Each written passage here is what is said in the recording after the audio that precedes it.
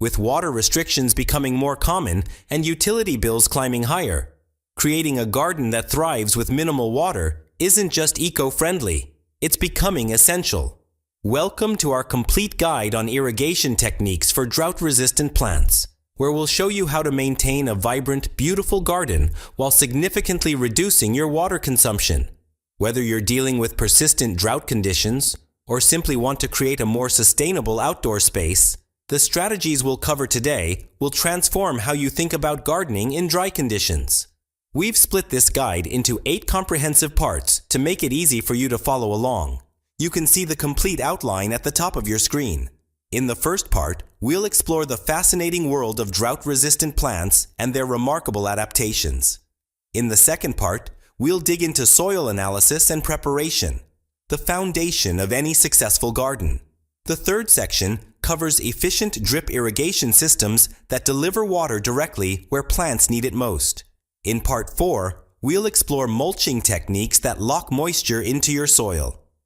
Part 5 focuses on water-wise gardening practices you can implement immediately. In the 6th section, we'll discuss how to properly observe and care for your drought-resistant garden. Part 7 introduces advanced water conservation strategies for experienced gardeners. And finally, in the 8th part, we'll wrap everything up with actionable steps to get your water-efficient garden started today. Let's dive in. Part 1. The essentials of drought-resistant gardening. Let's get started with the fundamentals of drought-resistant gardening. At its core, drought-resistant gardening is about working with nature, not against it. It's an approach that embraces plants naturally adapted to survive with minimal water, while using smart techniques to make every drop count. Why is this approach gaining so much attention lately? The reality is that nearly 40% of the United States regularly faces drought conditions, and global climate patterns suggest this trend will continue. But there's good news. By switching to drought-resistant gardening, homeowners typically reduce their outdoor water usage by 50 to 70%. That's not just good for the environment, it translates to significant savings on your water bill. Drought-resistant plants have evolved fascinating adaptations over thousands of years. Take a look at this prickly pear cactus. Its thick, waxy coating minimizes water loss through evaporation. Or consider lavender, with its silvery foliage that reflects sunlight rather than absorbing heat. Many drought-tolerant plants have developed deeper root systems that can access water far below the surface, allowing them to thrive even when the topsoil is bone dry. But drought-resistant gardening isn't just about plant selection. It's a complete system.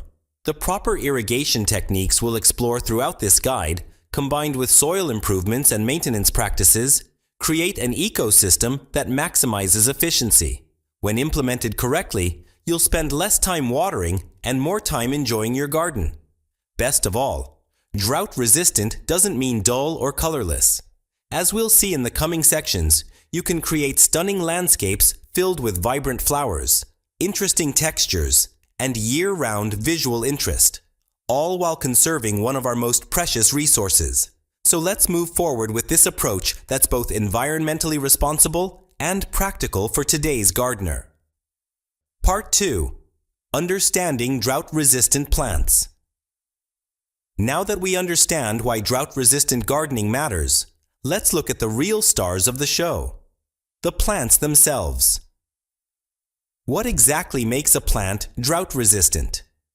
These botanical champions have developed specialized adaptations over centuries that allow them to thrive with minimal water.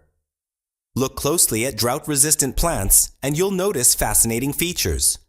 Many have smaller, thicker leaves that reduce surface area for water loss. Some, like sage and lavender, have tiny hairs on their leaves that trap moisture and reflect sunlight. Others have developed waxy coatings that seal in precious water.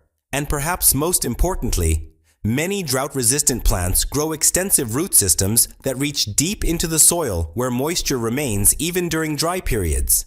Let's break down drought-resistant plants into 3 categories based on their water needs. First, we have the ultra-low water users like succulents and cacti. These plants can survive on rainfall alone in most climates and only need occasional supplemental water during extended dry spells. Here's a jade plant. Notice how its thick, fleshy leaves store water like natural reservoirs. In our moderate water use category, we find plants like lavender, rosemary, and many ornamental grasses. These need a bit more water than succulents, especially when first getting established. But once mature, they can typically thrive with deep watering just once every week or two, depending on your climate. Finally, we have plants with slightly higher water requirements, though still much less than traditional garden plants. These include many native shrubs and perennials that have adapted to your local conditions.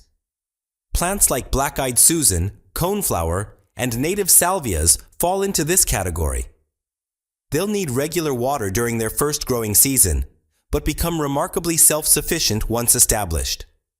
When selecting drought-resistant plants for your garden, consider not just water needs, but also your specific growing conditions. Pay attention to sun exposure, soil type, and your climate zone. Remember that even native plants from dry regions need regular water until their root systems are established, usually for the first year. After that, you'll be amazed at how resilient these plants become, often bouncing back even after periods of extreme drought.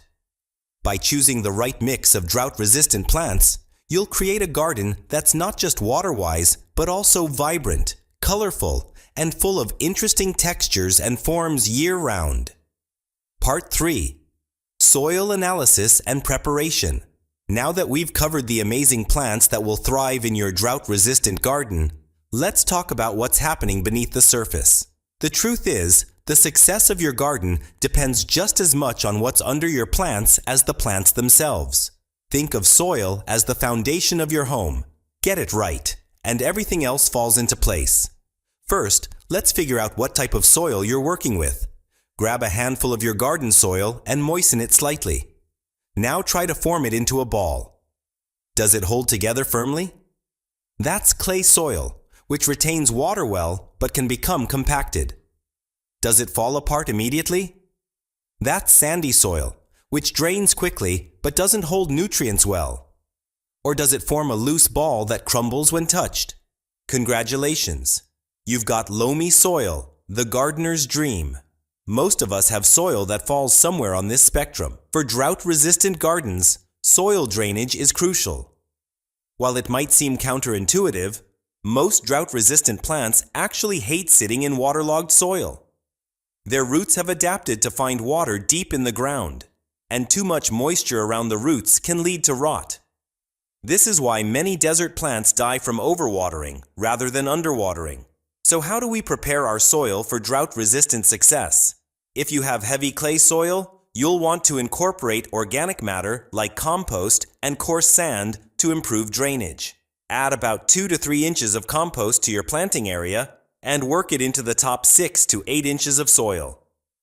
This creates pockets of air that allow water to move through more easily while still retaining some moisture. For those with sandy soil, your challenge is different. You need to add materials that will help retain moisture. Organic matter comes to the rescue again. Work in plenty of compost, which acts like a sponge, holding water that would otherwise drain away too quickly. For sandy soils, you might add 3 to 4 inches of compost and really work it in deep. Another game changer for drought-resistant gardens is adding a layer of expanded shale or pumice. These lightweight, porous materials create permanent air pockets in the soil that improve both drainage and aeration. They're particularly helpful for clay soils, where they can prevent the compaction that suffocates plant roots. Remember, soil preparation is an investment in your garden's future. Spend the time now to get your soil right, and you'll be rewarded with plants that establish quickly and develop those deep, drought-resistant root systems we're aiming for. Plus, you'll dramatically reduce the amount of supplemental water needed in the long run. Before planting, consider doing a simple drainage test. Dig a hole about 12 inches deep, fill it with water, and let it drain completely. Then fill it again, and time how long it takes to drain. Ideally, water should drain at a rate of about 1 to 2 inches per hour. If it's much slower, you'll definitely need to add more drainage materials to your soil. Part 4. Efficient irrigation systems, drip irrigation. Now that we've got our soil just right and selected the perfect drought-resistant plants, let's talk about the smartest way to deliver water. Drip irrigation. If you're serious about conserving water while keeping your plants healthy, drip irrigation is absolutely the way to go. Unlike traditional sprinklers that lose up to 50% of water to evaporation and runoff, drip systems deliver water slowly and directly to the root zone where plants need it most. So what exactly is drip irrigation? As you can see here, it's a network of tubes and emitters that release water drop by drop, right at the base of each plant. This slow delivery method allows water to soak deeply into the soil, encouraging those deep root systems we've been talking about. And because water isn't sprayed into the air or onto foliage, you minimize evaporation loss and reduce the risk of fungal diseases. Let's look at the main components of a basic drip system. You'll start with a backflow preventer attached to your outdoor faucet. This is required by most building codes to prevent garden water from flowing back into your drinking water. Next comes a pressure regulator, which brings your household water pressure down to the 25 to 30 psi that drip systems require.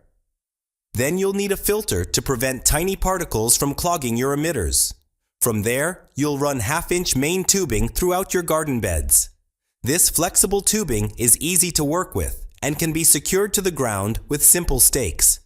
For individual plants, you'll connect smaller 1/4 inch feeder lines from the main tube to reach each plant. At the end of these lines, you'll attach emitters that control the flow rate, typically delivering water at 0.5, 1, or 2 gallons per hour. For row plantings or densely planted areas, soaker hoses work wonderfully. These special hoses weep water along their entire length, creating a band of moisture perfect for vegetable gardens or flower beds.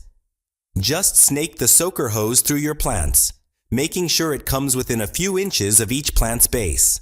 The real magic of drip irrigation is that it's incredibly customizable. You can add more emitters as plants grow, or use different flow rates depending on each plant's needs. For your succulents and cacti, use low-flow emitters spaced further apart. For plants with moderate water needs, place emitters closer and use higher flow rates. One of the best investments you can make is adding a simple timer to your system. Set it to water during the early morning hours, ideally between 4 and 7 a.m., when evaporation rates are lowest and there's less wind to disrupt water distribution. Start with twice weekly watering for established drought-resistant plants and adjust based on weather conditions and your plant's response. Installation might seem intimidating at first, but modern drip systems are designed for DIY installation. Most components simply push together, and you only need a few basic tools like pruning shears to cut the tubing. Pre-packaged kits are available for beginners, with everything you need to water a typical garden bed. As your confidence grows, you can expand your system section by section. Remember, the goal with drip irrigation isn't just to use less water, it's to use water more effectively. By delivering moisture directly to the root zone slowly and consistently, you'll develop stronger, more drought-resistant plants that require less water overall. Part 5. Mulching for moisture conservation. Now that we've covered irrigation, let's talk about one of the simplest yet most powerful tools in water-wise gardening: mulch. If drip irrigation is about delivering water efficiently, mulching is about keeping that precious moisture where it belongs, in the soil around your plant's roots. A good layer of mulch can reduce water evaporation by up to 70%, meaning you'll water less frequently while your plants stay hydrated longer. But mulch does so much more than just conserve moisture. It acts as a protective blanket for your soil, moderating temperature extremes by keeping roots cooler in summer and warmer in winter. It suppresses weeds that would otherwise compete with your plants for water and nutrients. And as organic mulches break down, they add valuable nutrients to your soil, improving its structure and water-holding capacity over time. Let's look at the different types of mulch you can use in your drought-resistant garden.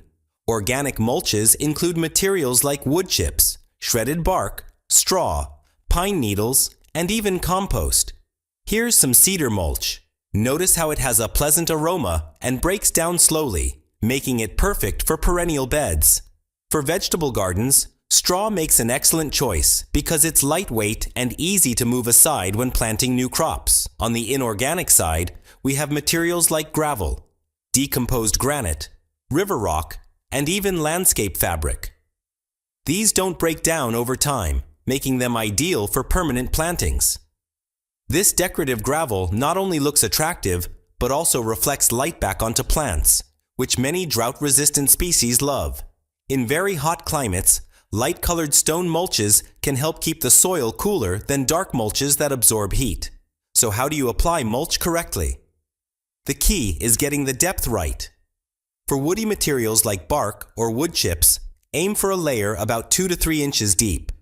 Any deeper, and you risk preventing water from reaching the soil. Any shallower, and you won't get the full benefits. For denser materials like compost or straw, 1 to 2 inches is usually sufficient. And for inorganic materials like gravel, 1 to 2 inches typically works well. One crucial tip: always keep mulch pulled back a few inches from plant stems and tree trunks. Piling mulch against plants creates a moist environment that can lead to rot and disease. Instead, think of creating a shallow donut shape around each plant, with the mulch thinner near the stem and thicker in a ring around it. When applying mulch in a drip-irrigated garden, place your irrigation lines under the mulch but on top of the soil. This way, water goes directly to the roots, and the mulch layer prevents evaporation. For existing plants, you can gently rake back the mulch, lay your drip lines, and then replace the mulch over them. While any mulch is better than bare soil, different plants prefer different types. For cacti and succulents, inorganic mulches like gravel work best since they drain quickly and don't hold moisture against sensitive stems. For perennials and shrubs, organic mulches are usually preferable because they improve soil quality as they decompose. Remember that organic mulches will break down over time, so you'll need to replenish them periodically, usually once a year in spring. Consider this maintenance an investment in your soil's long-term health. Each time you add fresh mulch, you're contributing to a more drought-resistant garden that needs less water and care over time. Part 6. Water-wise gardening practices. Now that we've set up our garden with the right plants, soil, irrigation, and mulch, let's talk about the day-to-day practices that will maximize water efficiency. These techniques might seem simple, but they make a tremendous difference in how drought-resistant your garden truly becomes. First, let's discuss the art of proper watering. When it comes to drought-resistant plants, the mantra is, water deeply but infrequently. This approach encourages roots to grow downward in search of moisture, creating stronger, more resilient plants. Instead of giving your plants frequent light sprinkles that only wet the surface, provide thorough soakings that reach deep into the soil. Ideally, 8 to 12 inches down. For most established drought-resistant gardens, this might mean watering just once every 7 to 14 days, depending on your climate and soil conditions. Timing is everything when it comes to water-wise gardening. Early morning watering, ideally between 4 a.m. and 8 a.m., is vastly superior to any other time. At this hour, there's minimal wind to blow water off target, lower temperatures to reduce evaporation, and plants have all day to dry out, which helps prevent fungal diseases. If morning watering isn't possible, late afternoon is your next best option, but avoid evening watering, which leaves foliage wet overnight. Let's talk about how to recognize when your plants actually need water. Instead of sticking to a rigid schedule, learn to read your garden signals. Most plants will show slight wilting or dulling of leaf color before they're truly stressed. For many drought-resistant species, this slight stress actually promotes stronger growth and more prolific flowering. Get in the habit of checking soil moisture before watering.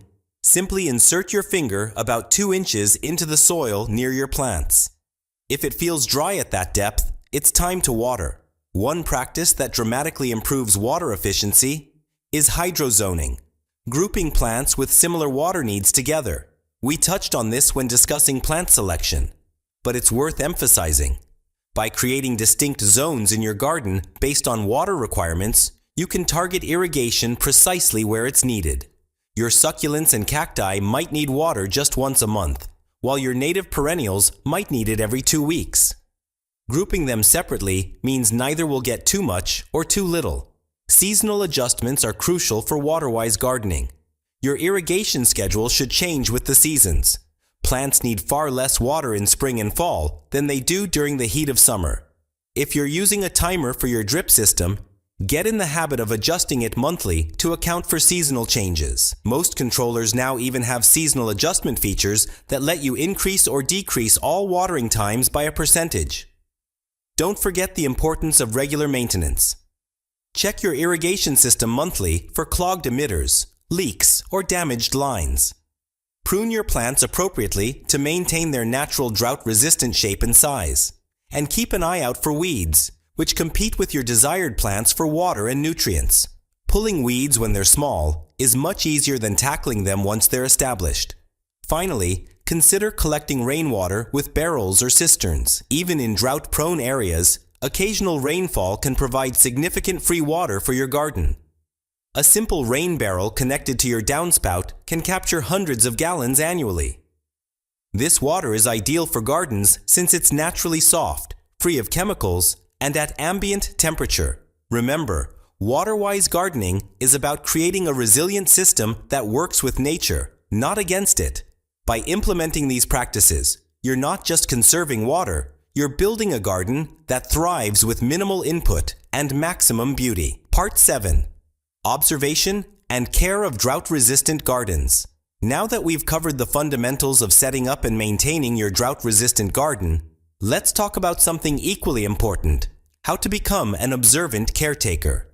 The most successful water-wise gardeners develop a keen eye for their plants' needs and responses, allowing them to fine-tune their approach over time. Observation starts with understanding what healthy drought-resistant plants look like. Unlike traditional garden plants that might look lush and leafy, many drought-resistant species naturally have a more compact growth habit, smaller leaves, and sometimes a silvery or grayish appearance. These aren't signs of stress, they're normal adaptations.